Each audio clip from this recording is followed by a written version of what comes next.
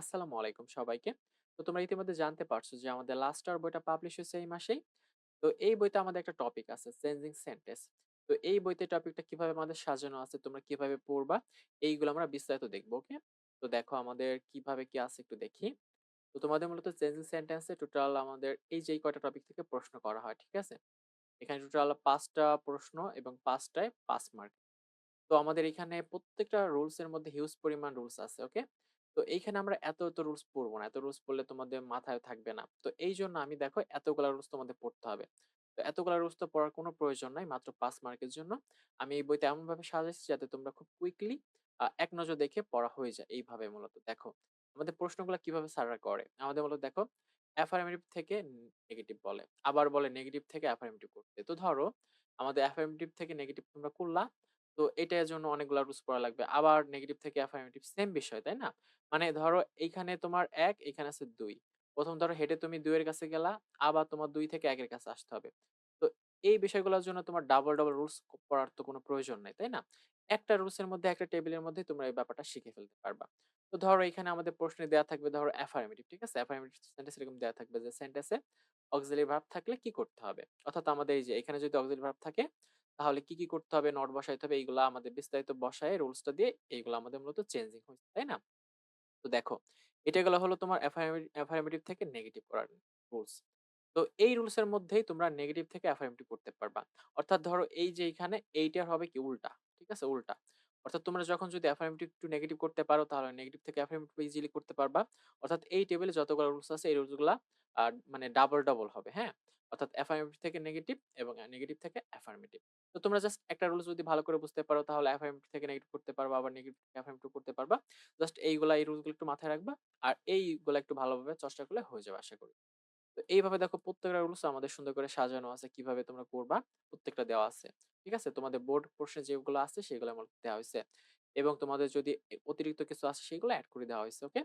তো এইগুলা এইভাবে আমাদের সাজানো আছে। প্রত্যেকটা অনেক সুন্দর করে সাজানো আছে। যেভাবে আসবে ঠিক ওইভাবে সাজানো আছে। ঠিক আছে? তোমরা খুব সহজে এগুলা কিন্তু পড়তে পারবা। অর্থাৎ বিভিন্ন বইতে অনেক অন্যভাবে রুলস গুলা দেয়া থাকে। আমি মূলত ওইভাবে দেইনি। আমি একটু আরো সহজ ওয়েতে তোমাদের উপস্থাপন করার চেষ্টা করছি। তো এইখানে আমাদের গেল এইগুলা। তারপরে আমাদের মোস্ট ইম্পোর্টেন্ট একটা আছে কি দেখো সিম্পল, কমপ্লেক্স, কম্পাউন্ড। অর্থাৎ এইখানে বিভিন্নভাবে কোয়েশ্চেন আসে। সেটা কিভাবে? এই যে এই কয়ভাবে প্রশ্ন আসতে পারে। তোমরা জাস্ট এই ৩ টা পইড়া একটু কনসেপ্টটা নিয়ে নিলা। এরপরে দেখো এই টেবল থেকে কিভাবে আমাদের সিম্পল সেন্টেন্স চিনবা, এই যে সেটা দিয়ে দিছি। ঠিক আছে? এই যে এখানে দিয়ে দেওয়া হইছে। কমপ্লেক্স চেনার উপায় সো দ্যাট দিয়ে করতে হয়। তারপরে কম্পাউন্ড কিভাবে অ্যান্ড দেখে চিনতে হয়। তো দেখো একটা সেন্টেন্স এটা আমাদের দিনাজপুর বোর্ডে আসছিল। তো একটা সেন্টেন্স তোমরা সিম্পল থেকে কমপ্লেক্স করতে পারবা। আবার এই সেন্টেন্সটা কমপ্লেক্স থেকে কম্পাউন্ড করতে পারবা। অথবা যদি স্যাররা বলে কম্পাউন্ড থেকে কমপ্লেক্স করো, তাহলে এই সেন্টেন্সটা তোমরা কি করবা? এই সেন্টেন্সটা রূপান্তর করবা। জাস্ট একটা টেবিল থেকে কিন্তু দেখো কয়ভাবে ১ তারপরে ২, ৩ প্রায় ৬-৭ ভাবে কিন্তু তোমরা এখানে ঘুরে অ্যান্সার করতে পারবা। তো এই টেবিলটা দ্বারা সুন্দরভাবে আয়ত্তে নিয়ে আসতে পারবা। তাহলে আশা করি কমপ্লেক্স, কম্পাউন্ড এই সেন্টেন্স গুলা খুব সহজেই সলভ করতে পারবা। ওকে? জাস্ট এই টেবিলটা। এবং এখানে আমি আরেকটা টেবিল এড করছি যে এই টেবিলটা ইন শর্ট এ তোমরা শর্টেও দেখে নিতে পারো যে কোথায় চেঞ্জ হয়। পরীক্ষার ধরো আগ মুহূর্তে যাওয়ার আগ মুহূর্তে একটু দেখে গেলা যে এটা এভাবে চেঞ্জ হয়। এবং আমি এখানে কি করছি সিম্পল টু কমপ্লেক্স আবার মানে কমপ্লেক্স টু সিম্পল। এই বিষয়গুলো আমি এখানে সুন্দর করে দেখাইছি আরো বিস্তারিত আরকি। ওই টেবিল থেকে তো তোমরা পারবা। ঠিক আছে? একটা টেবিল থেকে তোমাদের কমপ্লিট হয়ে যাবে। এবং আরো আমি টেবিল এড করে দিয়েছি যেগুলো আরো বিস্তারিত আসে। ঠিক আছে? বিস্তারিত সেম রুলস গুলাই দেখো এপ্লাই করে দেওয়া হইছে। জাস্ট তোমরা একটু বুঝে পড়ো। কিভাবে কি রুলস গুলো এপ্লাই হয়েছে জাস্ট একটু দেখলে তোমাদের হয়ে যাবে আশা করি। ঠিক আছে? এবং আরেকটা টপিক আমাদের গুরুত্বপূর্ণ দেখো ডিগ্রি, তাই না? ডিগ্রি তো দেখো আমাদের টোটাল এই যে এতগুলা পয়েন্ট ৬ টা রুলস আমাদের পড়া লাগে। ৬ টা রুলস এর মধ্যে আরো অনেকগুলো রুলস দিয়ে অনেকগুলা রুলস পড়া লাগে, তাই না? এতগুলা রুলস তো পড়ার কোনো প্রয়োজন নেই। তোমরা দেখো পরীক্ষার হলে যাওয়ার আগে মানে ইন শর্ট এ এক নজরে তোমরা দেখে নিয়ে যেতে পারো যে নদার থাকলে কি হয়? দেন এন এদার হয় এবং সুপারলেটিভ এ দি হয়। ভেরিফি থাকলে কি হয়? দ্য মোস্ট আদার হয়। আর সুপারলেটিভ এ কি হয়? অন অফ দি হয়, তাই না? তো এই বিষয়গুলো দেখো একটা টেবিল থেকে তোমরা মানে ৩ টা রুলস জাস্ট ৩ টা রুলস আছে। এই ৩ টা রুলস থেকে তোমরা পড়ে ফেলতে পারো। ধরো তোমাদের পরীক্ষা আসলো কম্পারেটিভ টু পজিটিভ।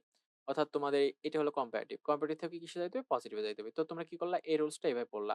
অর্থাৎ মানে তোমাদের রুলস পজিটিভ থেকে কম্পারেটিভ পড়ার জন্য আবার কম্পারেটিভ থেকে পজিটিভ আসার জন্য ডাবল রুলস পড়ার কোনো প্রয়োজন নাই। জাস্ট এই একটা রুলস এর মধ্যেই তোমাদের এই প্রত্যেকটা বিষয় দেওয়া আছে। ঠিক আছে? এই ৩ টা ভালোভাবে বুঝতে পারলে এখানে যেকোনো কোয়েশ্চেন ইজিলি সলভ করতে পারবা। তো এই টপিকটা আমাদের খুব সুন্দর করে সাজানো আছে। তারপরে দেখো আমাদের ভয়েস চেঞ্জিং টাও সুন্দর করে সাজানো আছে। জাস্ট এইখানে আমাদের কিন্তু ২ ভাবে ভয়েস থেকে আসে।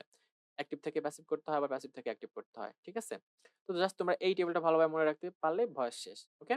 এবং আমি আরো বিস্তারিত দিয়ে দিছি। দেখো দেখো এখানে অ্যাক্টিভ থেকে প্যাসিভ এবং প্যাসিভ থেকে অ্যাক্টিভ তোমরা ইজিলি করতে পারবা। জাস্ট এই টেবিলটা ইউজ করে দেখো আমি দেখাই দিচ্ছি অ্যাক্টিভ টু প্যাসিভ আবার প্যাসিভ টু অ্যাক্টিভ যদি পরীক্ষায় যেগুলো আসে ওগুলো দেখাই দিচ্ছি আরকি। তো এইভাবে তোমরা সলভ করতে পারো এবং যেগুলো তোমাদের পরীক্ষায় আসতে দেখা যায় না সেগুলো আমি অতিরিক্ত দেই নাই। এবং ধরো এখানে ধরো কিছু কোয়েশ্চেন থাকে এরকম যে অতিরিক্ত সাবজেক্ট নিতে হয়, উই, পিপল, দি, গভর্নমেন্ট এগুলো নিতে হয়। তো এইগুলো দিয়ে আমি বিস্তারিত সুন্দর করে দেখায় দিচ্ছি। ঠিক আছে? জাস্ট তুমি একটু পড়বা, ব্যাস হয়ে যাবে। তো এই আমাদের পুরা টপিক গুলা খুব সুন্দর করে সাজানো আছে। যারা তোমরা বইটা ইতিমধ্যে হাতে পেয়েছো তারা তো পড়াশোনা শুরু করে দিছো। আর যারা বইটা এখনো নেও নাই তোমরা কিন্তু নিয়ে ফেলতে পারো। তো এই বইটা তোমরা কিভাবে অর্ডার করবা? এটা যারা হোম ডেলিভারি চাও তারা আ রকমারিতে অর্ডার করতে পারো চাইলে। রকমারিতে পেয়ে যাবা। রকমারিতে জাস্ট লাস্ট আওয়ার লিখে সার্চ দিবা। ঠিক আছে? রকমারি, তারপরে বইবাড়ি, বিডি বুকস অনেকগুলা ওয়েবসাইটে কিন্তু পাওয়া যাবে এবং ঢাকায় যারা থাকো, ঢাকার নীলক্ষেত থেকেও তোমরা বইগুলা সংগ্রহ করতে পারবা। মামুন বুকস হাউস থেকে অনলাইনে নিতে পারবা এবং আমার থেকেও সরাসরি নিতে পারবা। আমার থেকে নিলে তোমাদের এখানে জাস্ট এই বিষয়টা তোমাদের এপ্লাই করতে হবে। ঠিক আছে? আমাকে হোয়াটসঅ্যাপ করো বা এখানে তুমি টাকা পেমেন্ট করে তারপরে হোয়াটসঅ্যাপে জানাও যে তুমি এভাবে করছো। জাস্ট ঠিকানাটা প্রদান করবা। ব্যাস তোমাকে আমি পৌঁছে দিতে পারবো বইটা। তো এইটা ছিল আমাদের এই টপিক এই বইটার উপরে একটা টপিক নিয়ে আলোচনা। তো এই পর্যন্তই আজকে। সবাইকে অসংখ্য ধন্যবাদ। সবাইকে অসংখ্য